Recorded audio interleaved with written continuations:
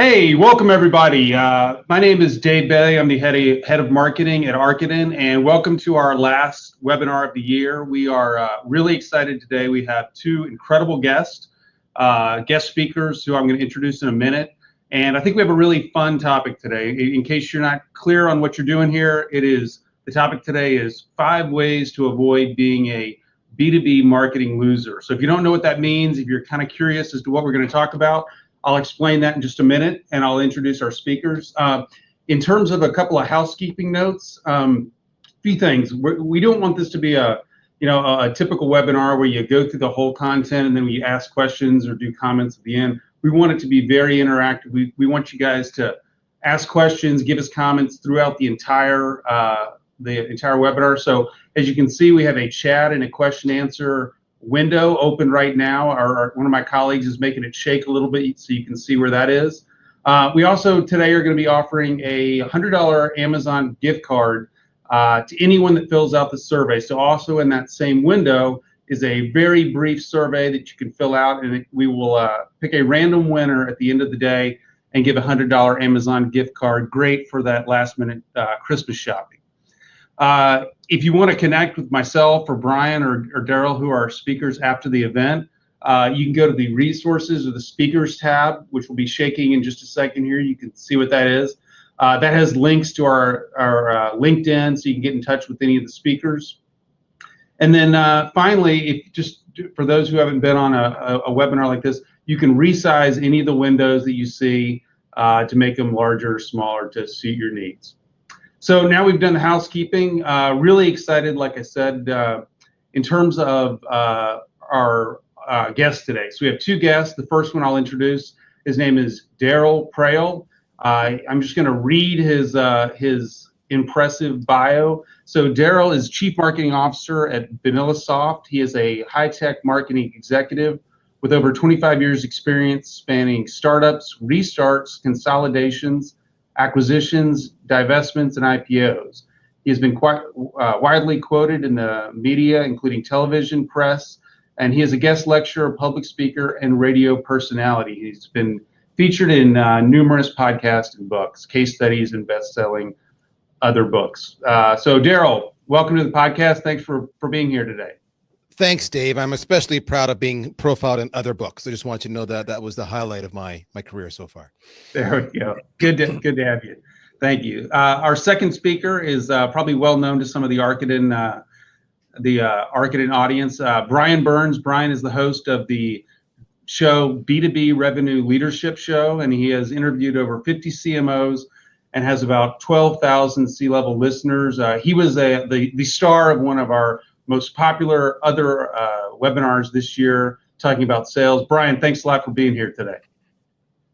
Hey, Dave, thanks for having me. Looking forward to the webinar. We're gonna have some fun. Great, it will be fun. All right, in terms of the content, so like we said before, we are here to talk about 5 ways to avoid being a B2B marketing loser. So the first question is, what does that mean? What is a B2B marketing loser? So I think of this as two different things, two quick definitions. First, a B2B marketing loser is someone who kind of ignores the reality that we're in right now, that customers and prospects are being absolutely bombarded by advertising and marketing messages. Every day we're just getting crushed by all these messages. And that probably means, as an audience member, they're not really looking to get they're not really thirsty for your message to go on top of all those others. So people that ignore that fact, B2B marketing loser. The second is a B2B marketing loser is someone that thinks that a conversation with a prospect or a customer is a one-way street, that it's the company talking to the customer and just telling the customer, this is why you should buy from us, and that's it. So if either one of those things sounds familiar, I hate to break it to you, but you may be a B2B marketing loser. But don't worry, if you are, it's okay. We're going to help you today. We have 5 ways that you can avoid being a B2B marketing loser, and we're going to jump in on those right now. So the first way to avoid it being a B2B marketing loser is when you're doing your marketing, don't focus too much on your company or product. So think about it. When you're watching commercials, or when you're watching TV and a commercial comes on, you start fast forwarding through the commercials, except for the ones that are funny or interesting or teach you something. You keep those on because they somehow engage you. So that's what we call at Arkanen E3. We want everything we do in a marketing standpoint to be entertaining, engaging, or educational. So I'm just going to throw it over to Daryl first. Can you give us some thoughts on being E3 or being very educational, entertaining, or educational? Well, hopefully you're going to see it in today's webinar. If I don't do the E3 thing, then I suck already, and I'm clearly a marketing B2B loser. In fact, I was kind of wondering if you were invited me to be a panelist because you thought I was the before. Don't be like Daryl. Don't be like him. He's a loser. Be like Brian. No. But, and I feel like, Dave, are you like a little bit like Jeff Foxworthy? You could be a B2B loser if. Anyway, so here's a couple things. To your point, you talk about, don't focus too much on your company or product.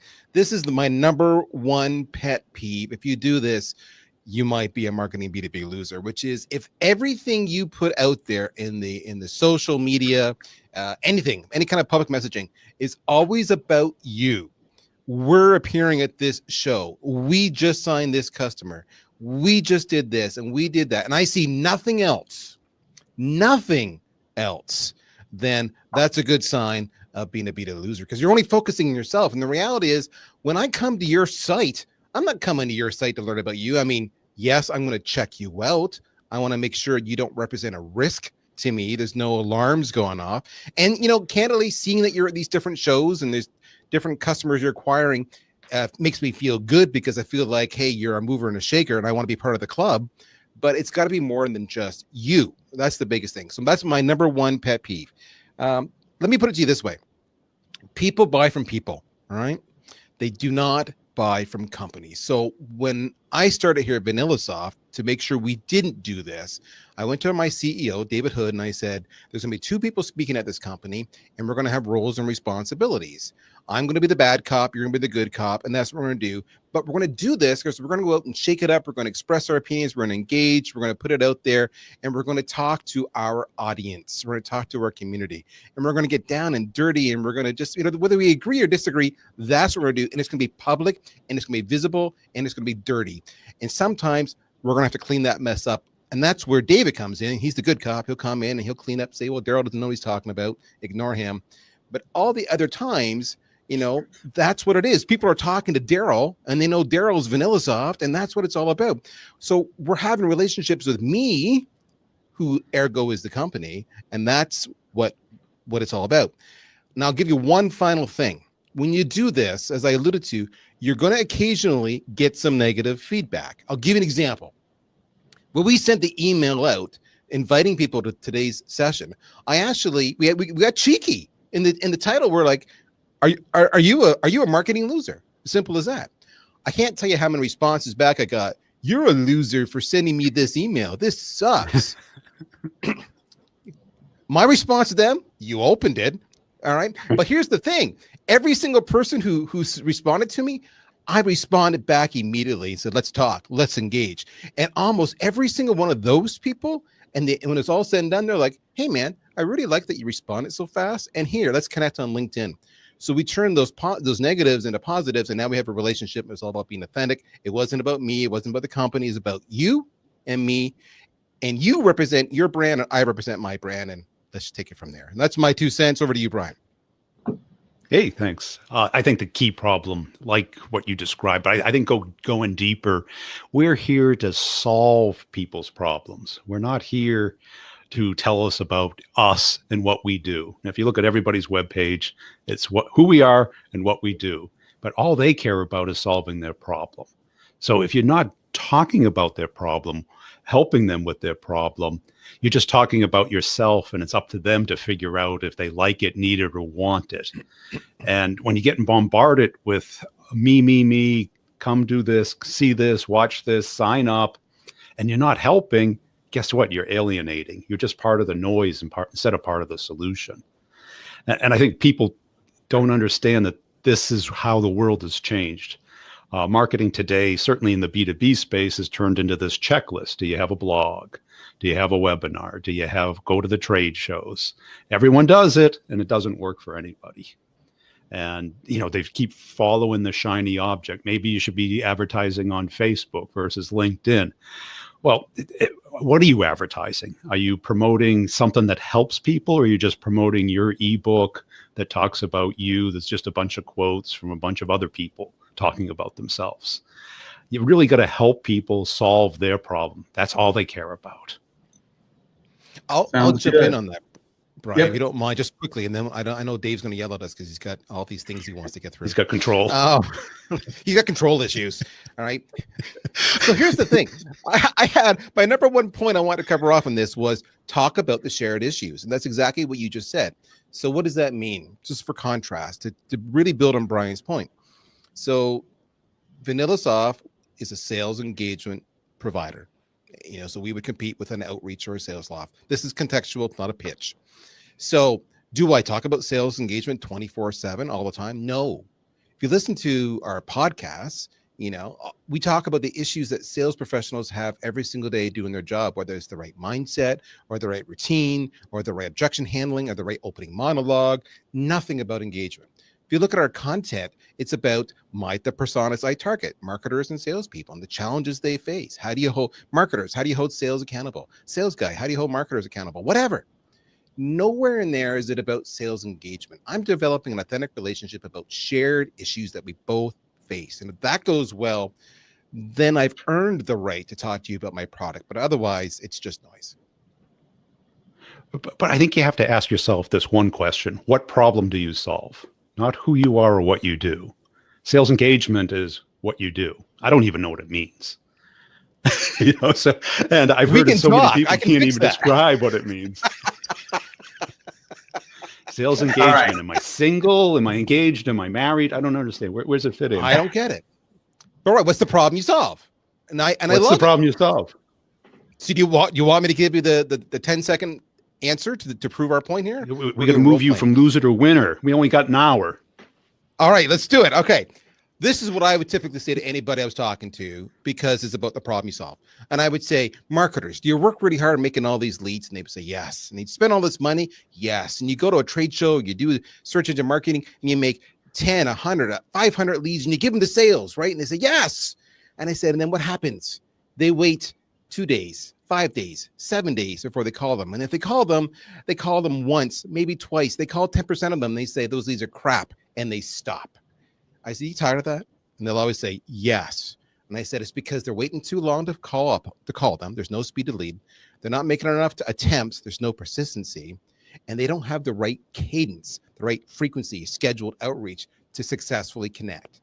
That's what we can fix for you. And if you do that, we'll triple your pipeline. And so all it is, it's a shared pain, right? To your point, Brian. Do you have this problem? Do you do this and that happens? Yes, it is. I get it. I can make it better.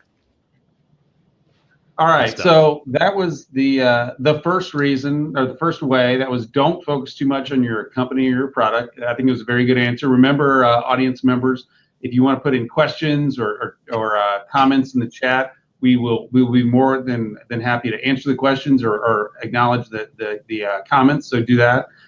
We'll go ahead and move on to the second way to avoid being a B2B marketing loser, and it's pretty simple. It's don't expect your prospects or customers to read.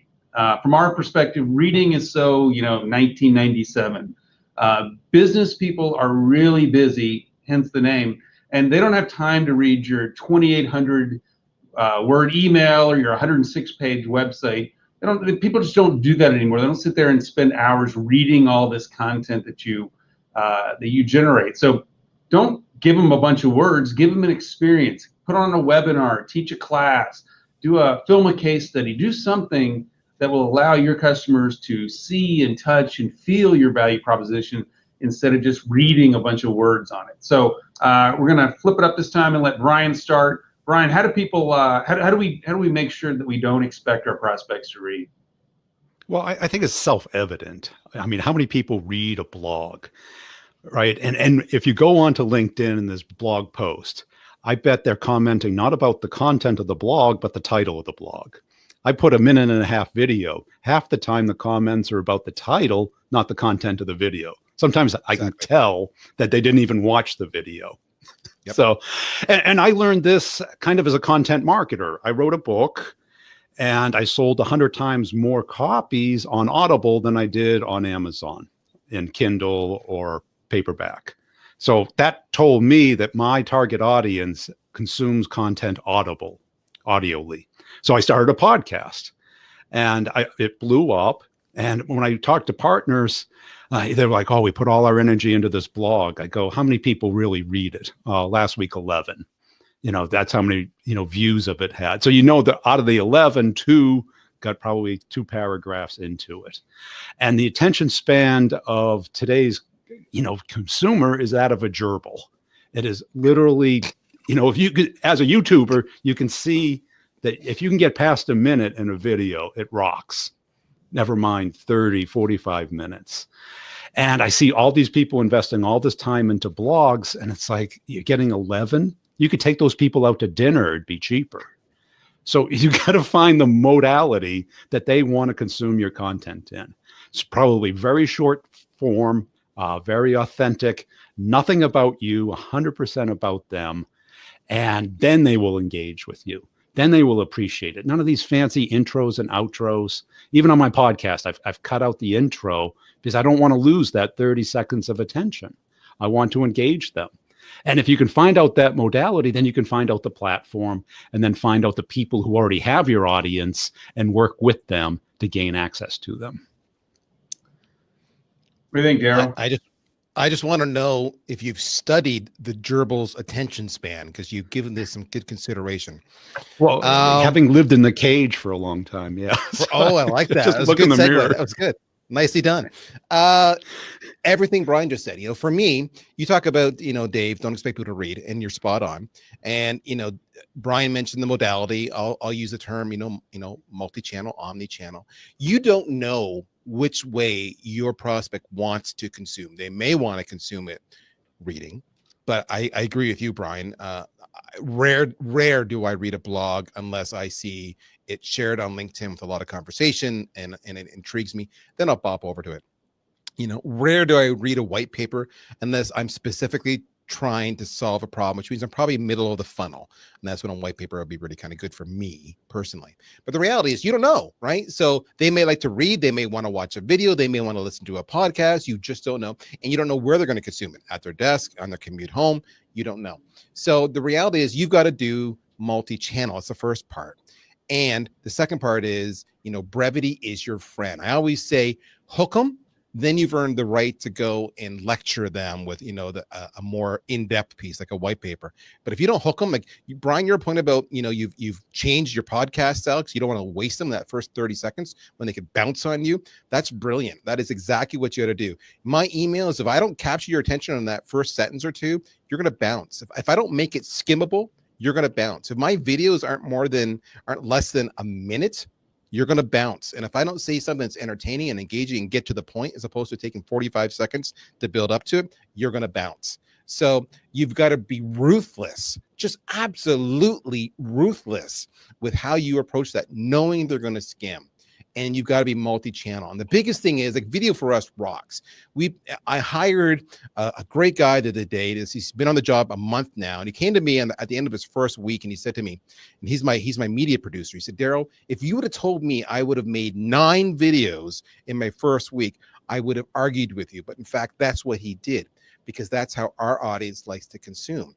And then you got to know how they consume it, right? So they could be watching videos because that's what they like, but they're in a noisy environment. Caption it, right? Just be logical. Don't expect them to read. Make it easy. Get rid of the hurdles. Make it skimmable. Just give them those key takeaways up front. Don't bury the punchline. Put it out there.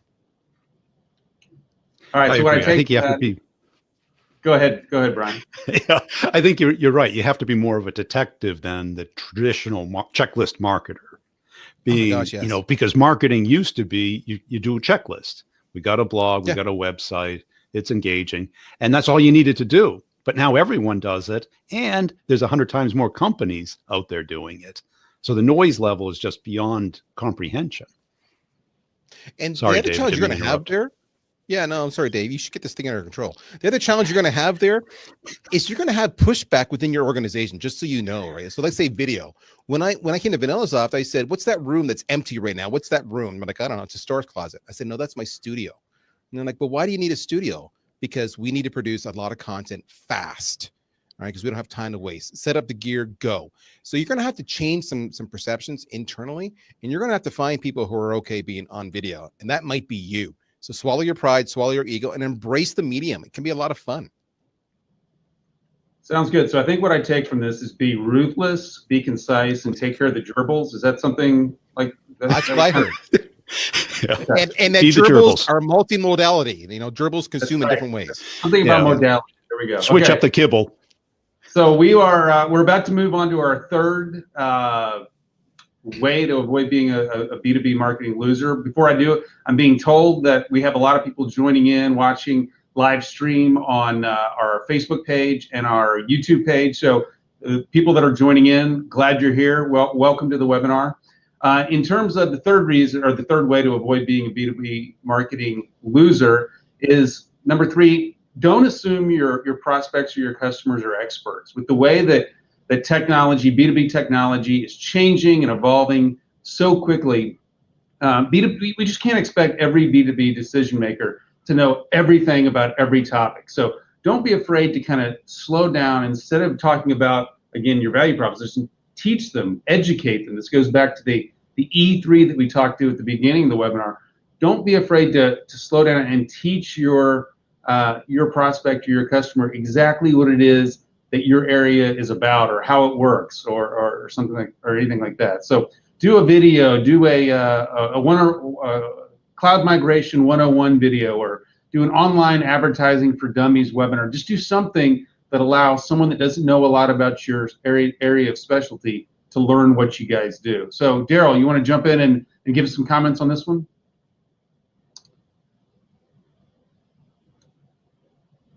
All right, so I think we are having trouble hearing. Let's try. Am I back now? There he is. Okay, Yep. so There we go. everything Sorry you about that. said, say it again, Daryl. I'll do it again, and we'll edit that out, and it'll be gone. You'll never know I made a mistake. Here we go. If you are dropping technical jargon and keywords like it's lollipops at Halloween, then you could be a marketing loser. You do not want to do that. That's a bad thing you want to do. The second part is, even if your audience, your primary audience, is technical and they might understand those, there's usually 6 to 8 people at any one time involved in the buying cycle, and the rest of them aren't. So you don't want to make that assumption. You don't want to scare them away. If you do that, you're a loser. What you want to do are 2 things. Number 1, you want to tell a story. Paint the picture. That's a relatable story, so that they can connect. And kind of like when Brian challenged me, he kind of said, "But what does sales engagement do?" And I told a story. Do you live this life? Is this your world? Is this your pain? Yeah, that's my pain. Okay, I've got you hooked. Now I've got your permission to go down and as you get a little more specific, and I can explain my lesson. So the first part, don't be technical. Don't be dropping buzzwords. Storytelling. All right, engage them. Second part is, because we talked about, don't be afraid to tell your prospects about advancements. So advancements come, over time. There's an advancement next month, next quarter, next year. So what you want to do is you want to establish a relationship with your audience, usually on social media, so they grow to trust you and what you have to say. And then because they trust you, you have earned the right to tell them about advancements, and they'll believe you as opposed to challenging you. So don't assume they're experts. If you do, you're a marketing loser. That's my 2 cents. What do you think, Brian? Yeah, I couldn't agree more. Yeah, because I think you have to have analogies, stories, short form, and no acronyms or tech speak or industry speak. And understand, and also don't talk down to people. People want to hear from their peers. Share your lessons, share your mistakes, because we've all made them. And I think when you're more humble and you're eliciting their feedback, their engagement, how do they solve that problem? Have they run into it? Do they even agree? And I think you have to go slow and ask yourself before you put it out there, how can this be misinterpreted? Because it will be misinterpreted no matter how straightforward it is. All right, before we jump to our number 4 way to avoid being a B2B marketing loser, I want to remind everyone, fill out the survey. We have a $100 Amazon gift card for everyone that fills out the survey. You'll be registered to possibly win that. So please do that. It's up in the survey window up on your screen right now. So the fourth way to not be a B2B marketing loser is don't take yourself so seriously. So yeah, we get it. You have your shiny new MBA from the University of Phoenix, and back in 2009, your company won a JD Power most least likely to go bankrupt award. That's really impressive. But trust me, no one wants to sit there and listen to you talk about the awards you've won and all the credentials your company has. They don't care. So lighten up a little bit. Do some fun things that kind of pokes fun at yourself. Do a post on social media about the 10 reasons we don't suck, or do an ebook that just talks about that kind of makes fun of your company a little bit. So lighten up, have some fun, don't take yourself so seriously. So Brian, what do you think about this? Well, I think this is a huge change that's happened in marketing today, because marketing was traditionally the make it pretty department, and they had all this time to make it pretty. They put out an ad, and they'd spend a month on every word, every color, every tone. Well, today you're putting out essentially content of some kind almost daily. And it's probably better to put out something of value fast than there is something perfect a week from now.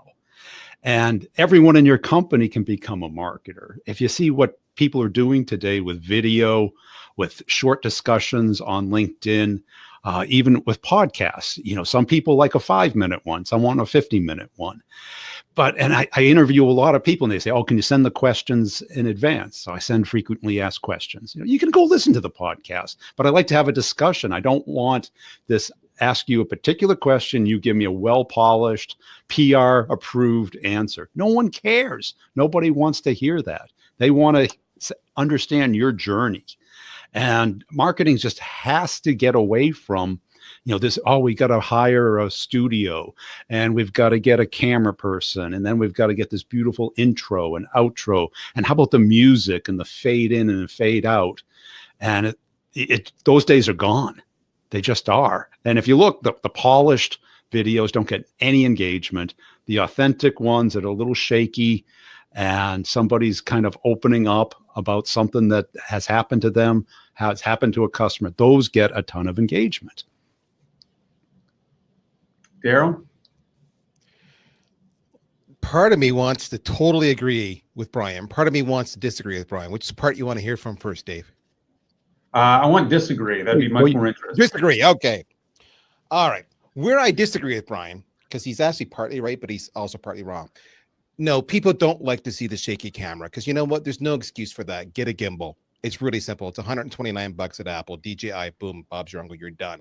All right. They don't want to see. They want to see you take a little bit of pride. They want to make sure you're not a fly-by-night operation, because I'm going to give you my hard money. So yes, make it real, make it authentic, but don't be afraid to spend a little bit of money. When I hear people with a Blue Yeti microphone and they get a full 360 and I can hear you typing and scratching on the countertop, it annoys the living crap out of me. Get a better mic.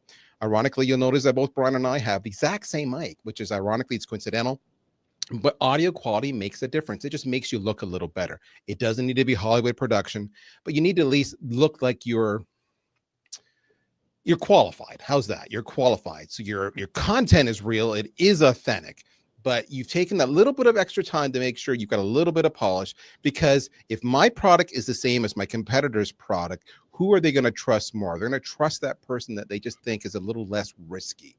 And that's what I worry. When you're too authentic, you potentially open yourself up to being perceived as less viable, more risky. So that's where I'm going to disagree with him a little bit, but his point about the authentic content, fully agree with him on. Here's what I'll make it really simple. When you look at a significant other in your life, what drew you to them? I'm going to guarantee you somewhere along the way, there was a sense of humor involved. They kind of got you. They had that smirk, that grin. They kind of shared a common joke. You kind of spoke the same language a little bit, right? The insider. And that's where you bonded on. And from there, your relationship grew. And, the trust was casual up front, but the trust got deeper over time. Marketing is the exact same way. You've got to earn that. And sometimes the best way to earn that is just by being vulnerable, just by being a little more relational. So I'll give you an example. We had a big event last week we were pushing attendance to, and I went out there and I threw a cheesy video out there, and I pretended to be the most interesting man in the world. Total theme. And I made an ass of myself doing it. But I didn't take myself seriously, right? And so we actually embraced it. It was a meme, huge take up. And in fact, and some of the biggest thought leaders in the industry shared it. The one individual said, I laughed so hard, I spit water on my keyboard. It doesn't get any more authentic than that. All right. So I was willing to do that. On the weekend, I was walking down the road and I said to my wife, we were walking together, walking our dog. And I said, listen, I'm just going to shoot a quick little video where we're walking. It's a nice scenery. It's a nice day. And she said, okay, no problem. So I turned the camera on a gimbal. And as we're doing it, she starts making fun of me. Hi, I'm Daryl Prill. I'm the host of Inside Sales, and totally mocking me. And it was hilarious. So I kept it in there and I put it out there. I got so many comments, not on me, but they all loved my wife. But you know what? They will keep on coming back because they feel like they're connecting with me and they're getting to know me just a little bit better. Be authentic. Put yourself out there. Take a risk. If you don't, then don't be surprised when you don't get the results you want. All right. So that's, I actually took. Go ahead, Brian. I had taken Daryl's advice about the gimbal, and of course it took an hour to set it up. It took and well, here's the results. I went out with it yesterday, and instead of getting 7 videos, and I noticed you did, Brian. By the way, I could tell. Yep. Yeah. So there is that trade-off. Thank you. Mm-hmm. Appreciate that. All right. So we have a couple of questions. We're going to address one of them now. A couple of questions from the audience. So John wants to know, how frequently should I engage with content to specific prospects? Is this a daily, a weekly thing? How often is it? Brian, you want to go first? I'd say you have to do it as often as you can, at least once a day. And it depends on your audience. How much do they want to hear from you? I say keep it super short, insanely valuable, because quality will always trump anything else. If you give them something that's timely, that's contextual and short form, they love it. Okay. If you can only do it once a week, you can only do it once a week. So for me, it's all the time, to Brian's point. So it's daily, but I had to cherry pick because, I got meetings all day long. I'm doing stuff. So it varies every day for it. It may be 9 in the morning. It might be 2 in the afternoon. It might be 7 o'clock at night, but it's once a day. I make a little bit of time to go do it. But the second part is you got to be a little more strategic about this. Okay. So here's the mistake I used to make all the time until a smarter person than I said, Daryl, you don't want to do that. And this is why. So I always felt this incredible need to be super responsive. You took the time to comment on my stuff. I'm going to, boom, I'm there. I'm commenting back in real time. Just, it was an issue with me. And my sage counselor said, let it breathe. Give it 4 hours, give it 6 hours, give it 8 hours, even though you want to respond now, and then reply. Because what's going to happen is it's just going to keep on coming back to the top of that news feed, and you're going to get more and more views and more engagement, more shares. You're going to grow your own personal brand, and the conversation is going to get more and more inputs. What I would suggest you don't do, this personal pet peeve of mine, I can't stand useless comments. Yeah, agree, totally, great job, love it, way to go, keep it up, nice job, nice picture. Why bother? It's useless. If you got to take, have a take. I love what you're doing here, but what about this? What about that? Have a dialogue. That's what it's about. That's when relationships grow. So just don't respond for the sake of responding. Gotcha. All right. So I'm going to throw out the last call for people to fill out the survey for our $100 Amazon gift card. I think the survey is probably 4 or 5 questions. Probably take you a minute to do. If you do, we're going to probably in a couple of minutes here, we're going to pull the winner. So go ahead and fill that out if you have not done it. And as you do that, we're going to do our last way of our 5 ways to become or to avoid being a B2B marketing loser. And that is, don't insist on perfection.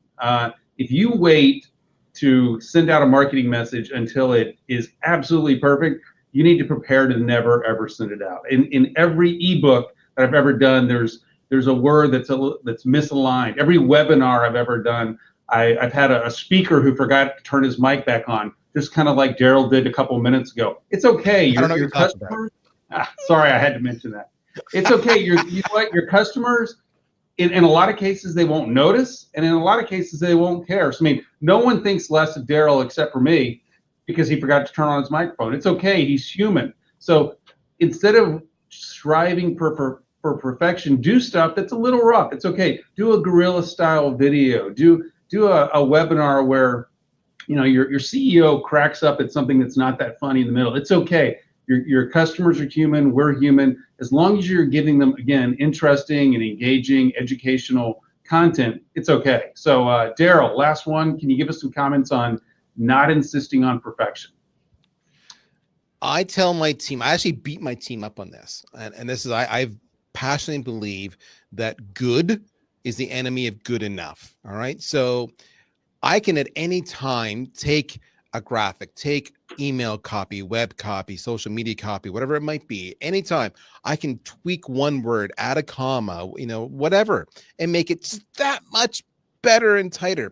But if I spend 3 hours doing that when I could have got it really close in 1 hour, then get it out the door, because now you have 2 more hours to do something else. Because it's not just about doing one thing really well. In today's modern marketer, like we said, it's multimodal, you know, it's multi-channel. It's you're out there, you're in social, you're in meetings, you're doing sales calls, you're doing whatever. You don't have time. So good is the enemy of good enough. And the second part is exactly as Dave said. When you make mistakes, like theoretically, maybe you muted your mic because you were trying to cough and didn't want to upset Brian Burns because he's Brian Burns. And you forget to turn it on because you're so excited because Dave's the MC.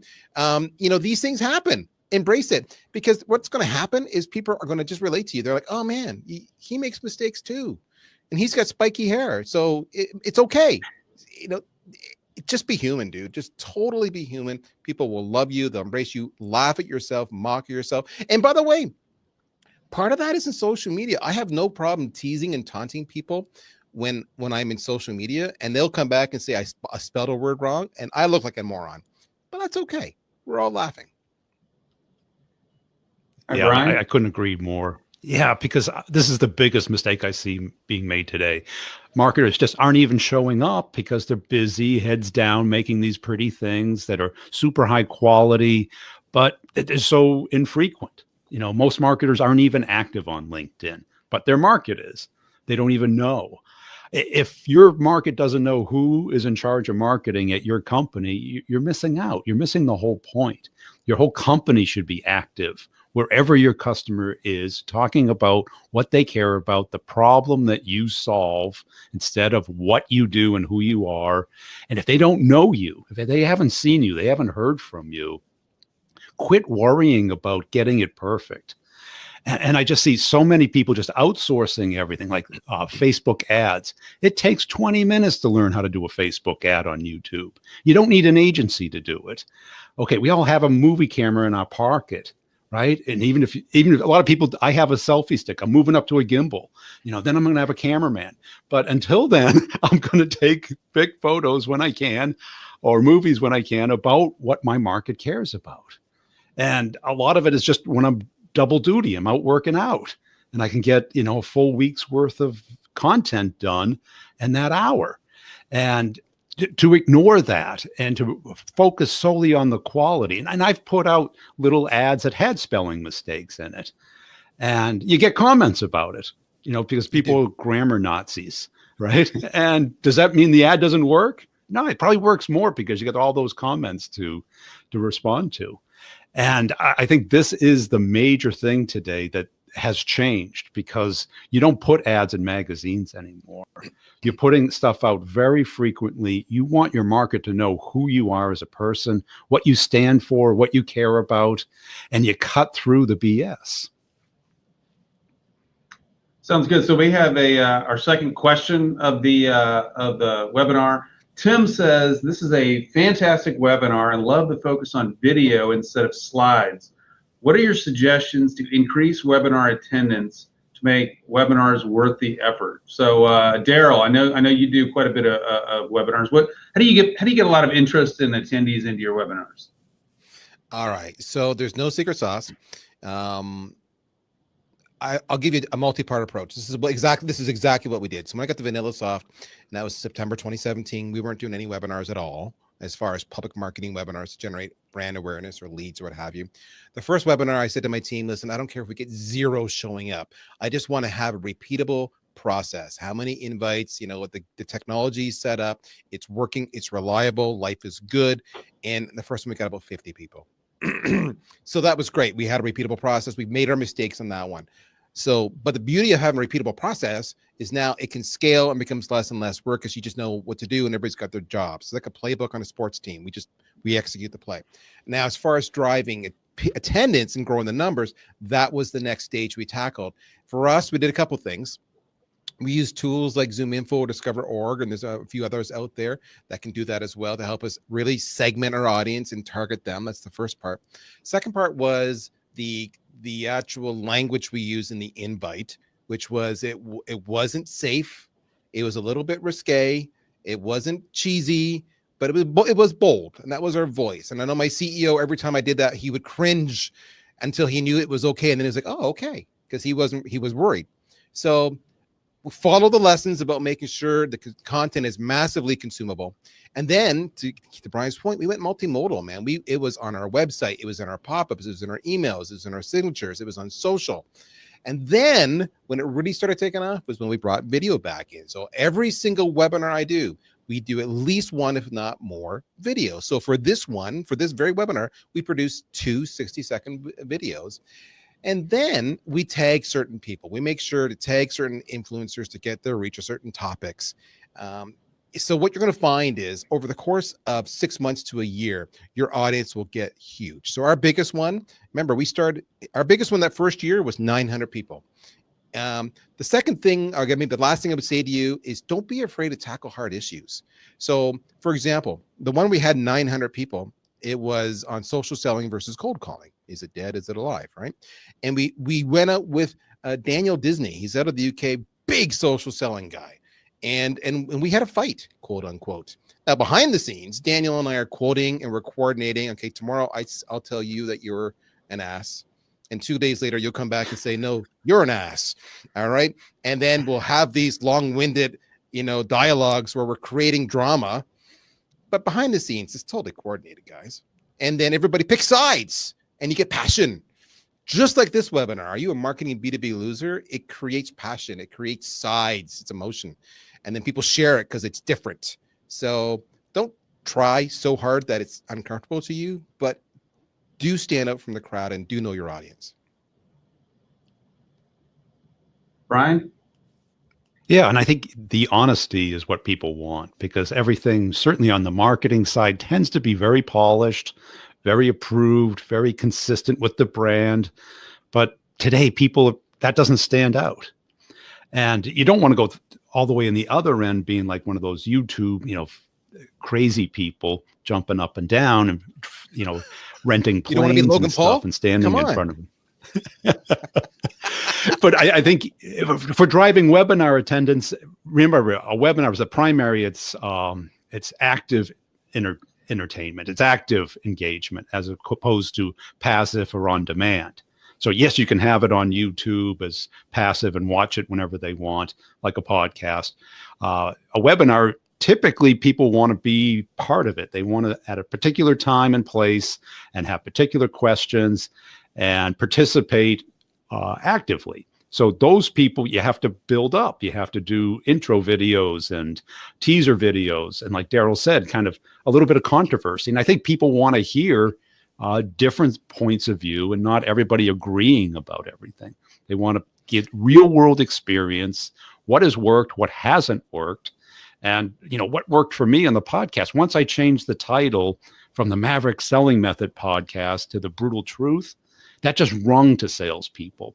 They wanted to hear from somebody who doesn't give them the BS, the bullshit about, just work your butt off, hustle and grind. It's like, I did that. It didn't work. Tell me what does work. And separate the good stuff from the BS. I love everything you're saying, Brian. And I'll go one more point just to think about this, okay? Again, use yourself as your role model. Why do you binge certain shows on Netflix? You binge because the first episode was good, so you want to watch the next episode. See where I'm leading to in this? So if you've got a webinar that's just slides and people talking to them, it's like this, and there's this background noise and their audio sucks, and you're never going to tune in for a second webinar. So yeah, you got 100 people there. Those 100 people are never going to come back. But if you have interesting topics, you have fun with it, exactly as Brian says, you're authentic, you're real. If you allow yourself to go off on tangents, as long as you come back, and you're always recapping. So what we learned out of here was this. And you signed up, you thought you were going to learn these 5 things. So did they learn these 5 things? Because if they didn't, you broke a promise to them. But if they did, you were valuable. So make the show a show. You know, I use the example, guys. We're in a bar, we're drinking drinks. If I was in a bar with you, you would have no problem saying, Prel, you're full of crap. And we'd laugh at me and we'd toast our drinks. And then we go off in tangents and talk about the latest political developments. This is the same thing. A webinar is part entertainment, part information. All right, so we are just about to announce the winner of our $100 Amazon gift card to help with Christmas shopping. Before we do, I just want to really quickly just kind of wrap up here. We talked a lot about being engaging, about not making your customers read, about not striving for perfection today. One way that a lot of people can do a lot of the things I just mentioned is via webinars. And as it turns out, our company, Archidin, is a global leader in terms of being a holistic provider of virtual events and webinar solutions. So if you have interest, if you liked what you heard today, if you thought this was an engaging way to get your message across in an entertaining, educational, or engaging way, there's some information on the screen, contact information. Talk to Archidin, we can help you do something similar for your company. So to wrap it up here, our winner of the $100 gift card is Holly Rice. I think she's still logged on to the webinar. So congratulations, Holly. Hope you enjoy that $100. We are just about out of time. I want to really thank Daryl and Brian. Like I said, these are 2 of the best guests we've had all year. I really appreciate both of you being on the call today. Thank you to all the attendees who came on live and also the ones who watched us on Facebook and YouTube. And if you enjoyed this webinar and you want to see more, we probably have about 1 or 2 per month from Archidin. So go to our website, archidin.com. You can see our schedule. You can sign up. And other than that, I would just say happy holidays. Thanks for being here.